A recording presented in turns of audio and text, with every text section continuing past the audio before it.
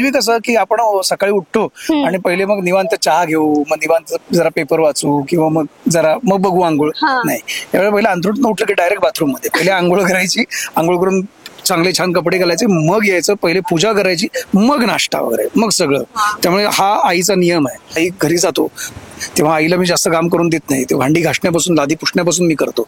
So मला माझ्या घरात कामं करायला आवडतात. मला वाटतं त्यातनं ते माझं जी संस्कृती किंवा जे संस्कार माझ्यावर आहेत ना ते मला कायम त्यामुळे ते टिकतात, ते टिकलेत. जेव्हा काम करून घरी जातो ना की तेव्हा मला कधी एकदा घरी जातो अशी ओढ लागलेली असते. कधी मी एकदा माझ्या घरी जाऊन, मी माझ्या घरी कुठेही बाहेर गेलो ना तरी मला झोपायला मात्र माझ्याच घरी जायला आवडतं. पण बरेचसे मित्र मला बोलतात तू खोटं बोलतोस, आम्हाला वाटतं तू एकटा राहत.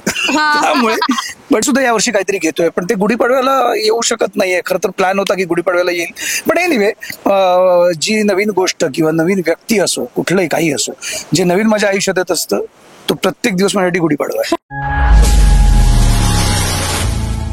नमस्कार मंडळी, मी नेहा प्रभू तुम्हा सगळ्यांचं मनापासून स्वागत करते मीडिया टॉक मराठीवर. गुढीपाडव्याचं निमित्त आहे आणि आपला लाडका मराठी अभिनेता संतोष जुवेकर माझ्यासोबत आहे. खूप छान वाटलं तुला भेटून. कसा आहेस? मी खूप छान आहे.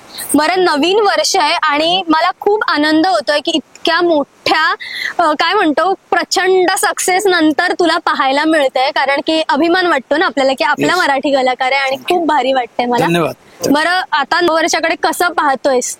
किती भारी वाटतंय? मी जसे आता गेलेल्या वर्षांकडे जसं पाहत आलो तसंच पाहतो. फक्त अजून जरा पाहण्याचा थोडा दृष्टिकोन, नजरिया थोडा बदलायचा आहे आणि तो दुरुस्त करायचा आहे. तो आणखीन कसा प्रगल्भ करता येईल याच्यासाठी प्रयत्न करायचा आहे आणि स्वतःच्या कामावर आणखीन लक्ष द्यायचं आहे आणि प्रयत्न आणखीन वाढवायचे. बरं, गुढीपाडवा म्हटल्यानंतर आपल्याकडे एक छोटीशी एक म्हणतो ना प्रथा असते की आपण काहीतरी नवीन विकत घ्यायचं, गुंजभर सोनं का होईना घ्यायचं. सो तुझ्या आयुष्यामध्ये तू कधी असं गुढीपाडव्यासाठी वाट पाहून काही घेतलंयस का, किंवा जर घ्यायचं असेल तर काय? नाही, मी असं नाही विचार केला कधी गुढीपाडव्याच्या दिवशीच घेऊ. खरं तर बरोबर असतं, बरेच जण घेतात ते अक्षय तृतीयेच्या दिवशी पण सोनं घ्यायचं असतं सगळं. मी असं घेतलं असं पण केवळ तसं ठरवून नाही मी घेतलं कधी. पण जर तसं झालं असेल तर कदाचित तो नशिबाचा भाग आहे किंवा आपण योगायोग म्हणू. पण असं करायचं असतं, मला माहिती आहे. मी ऐकून आहे, कारण माझी आई दरवर्षी काही ना काहीतरी घेत असते. पण मी सुद्धा यावर्षी काहीतरी घेतोय, पण ते गुढीपाडव्याला येऊ शकत नाहीये. खरं तर प्लॅन होता की गुढीपाडव्याला येईल, पण एनिवे जी नवीन गोष्ट किंवा नवीन व्यक्ती असो, कुठलंही काही असो, जे नवीन माझ्या आयुष्यात येत असतं तो प्रत्येक दिवस माझ्यासाठी गुढीपाडवा आहे. बरं, गुढीपाडवा म्हटल्यानंतर एक कोअर मेमरी असते कधीतरी आणि आपल्याला असं आठवतं नाही यार ते दिवस नाहीत, आता गेले ते अर्थात लहानपणीचे दिवस. तेच दिवस अर्थात काय म्हणतात, लहानपण देगा देवा मुंगी साखरेचा रवा असं आपण म्हणतो. लहानपणाचेच दिवस, तेच दिवस जे पुन्हा आता येऊ शकत नाही. बरं, तुझ्याकडे जुवेकरांकडे अशी कुठली गोष्ट आहे की जी गुढीपाडवा म्हटलं की आमच्याकडे शास्त्र असतं, मग कुठलाही पदार्थ असू दे किंवा काही असू दे, ही गोष्ट असतेच आमच्याकडे. मग गोडधोड तर असतेच प्रत्येक घरात. आणि सकाळी उठल्यावर एरवी कसं की आपण सकाळी उठतो आणि पहिले मग निवांत चहा घेऊ, मग निवांत जरा पेपर वाचू किंवा मग बघू आंघोळ. नाही, त्यावेळेला पहिले अंथरूण उठलं की डायरेक्ट बाथरूम मध्ये पहिले आंघोळ करायची, आंघोळ करून चांगले छान कपडे घालायचे, मग यायचं, पहिले पूजा करायची, मग नाश्ता वगैरे, मग सगळं. त्यामुळे हा आईचा नियम आहे. त्यामुळे गुढीपाडव्याला हे शास्त्र आहे, हे शास्त्रच असतं. दिनक्रम बदलणं हे शास्त्र आहे. Yes yes. बरं, आता जाता शेवटचं की हिंदू नववर्ष आहे, आपण आपलं मराठी पण खूप छान पद्धतीने सणाच्या दिवशी साजरं करतोच. पण मला तुला विचारायला आवडेल की तुझ्यातलं मराठी पण एरवी कसं कसं जपतोस तू?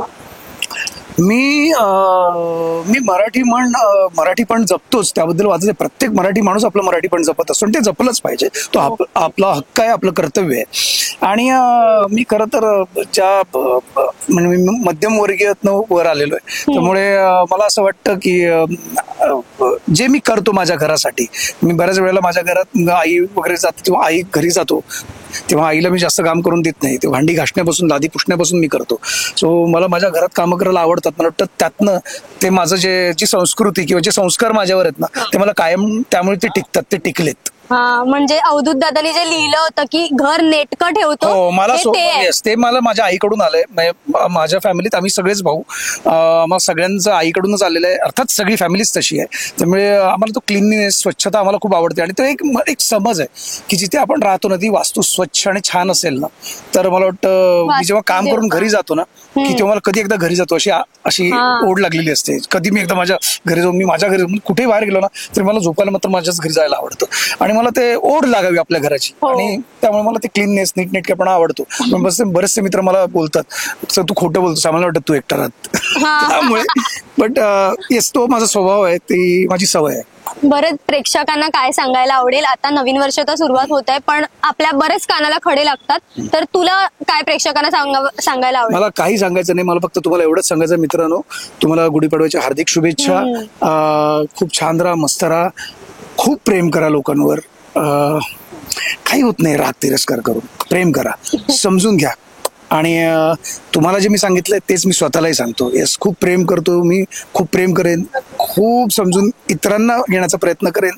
आणि काही चुका झाल्या असं मला वाटतंय की तुम्हाला वाटतंय तर दत्तगुरूंच्या कृपेने ते आपण नक्की सुधारवेल. तुला सुद्धा गुढीपाडव्याच्या शुभेच्छा आणि या नवीन वर्षाने खूप छान छान प्रोजेक्ट तुझ्या नशिबात येऊ देत आणि प्रेम द्विगुणित होऊ देत. धन्यवाद. जय शिवराय. जय शिवराय.